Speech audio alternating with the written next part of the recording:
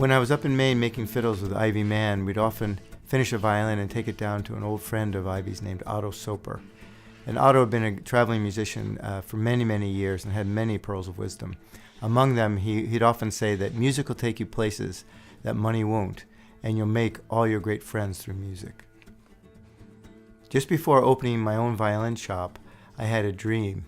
And in the dream, I was at a border crossing in Europe, and the border guard wouldn't let me into the country. Instead, he took me to the customs house, and he kept walking me back through a series of rooms until we got to a room that was pitch black, except for a table with a light shining on it. And he motioned to me to the table, and I looked at the table, and there was a violin. So I picked it up, and inlaid into the back of the violin was an image of a small boy crying. And it was at that moment, I've heard it said that the violin of all musical instruments is the most like the human voice when it's played soulfully. And it helped me realize that I've come to craft violins as a way of giving voice to a part of myself that's never had language.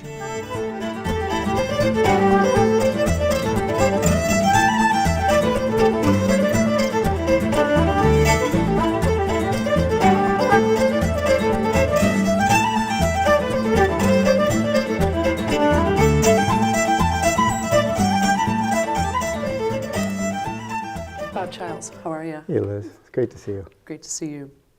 The theme for Anna, we're hearing that piece of music tonight, and of course that comes from the Red Violin, which is a movie I think that all the violinists loved. There's certainly a violin maker at the very beginning of that movie that figures prominently, who I think fairly turns mad by some point there.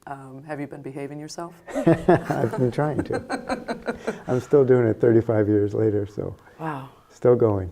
In Child's Play, for me to kind of, at different moments, be asked to kind of step up and accompany all these different players, it's a great experience to kind of be able to sort of try to take each fiddle player in their individual style and to try to do what is needed to kind of support them.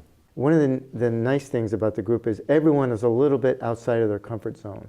So you have Bonnie Bewick, who's in the Boston Symphony, but she's playing Irish fiddle and learning Swedish bowing.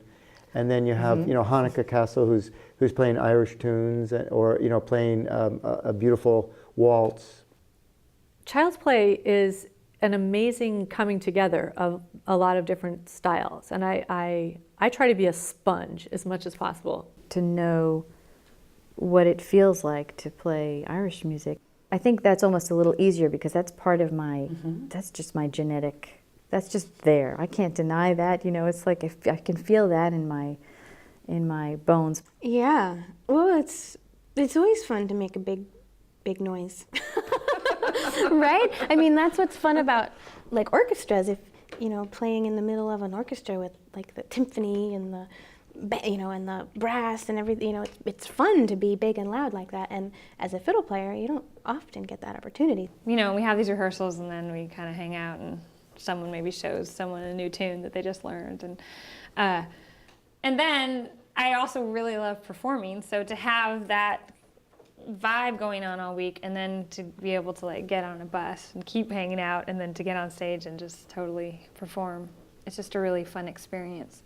There's this real excitement in the group of seeing each other and sort of catching up, and then everybody swapping instruments and hearing each other's instrument, and yes, there's a whole, and do they do that? Oh, totally. It's pretty fun to get together with all these players that have such very different backgrounds and exploring different kinds of music. Just getting to collaborate with so many people and getting to be in this sort of larger experience that's totally, completely different from anything I do the rest of the year. I kind of scan the stage and look at all these amazing players, Sheila, Bonnie, Hanneke, Melissa, all of them, kind of just digging in and making this amazing sound.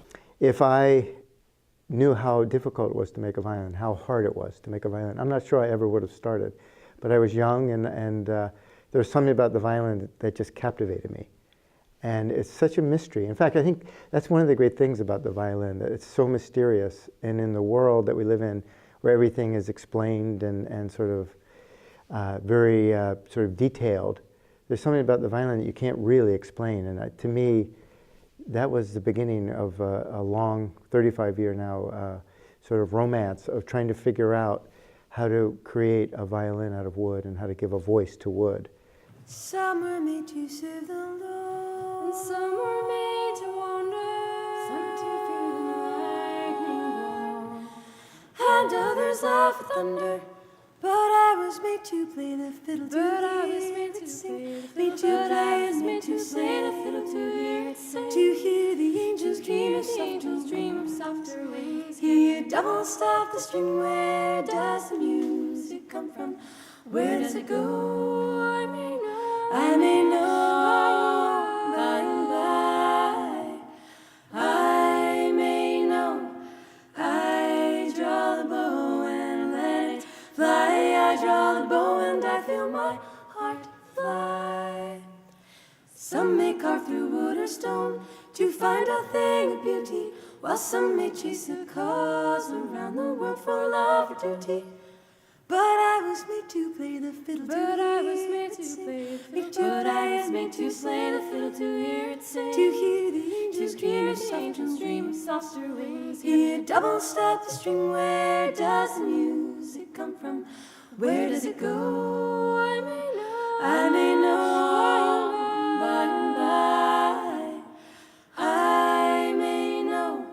I draw the bow and let it fly. I draw the bow and I feel my heart fly.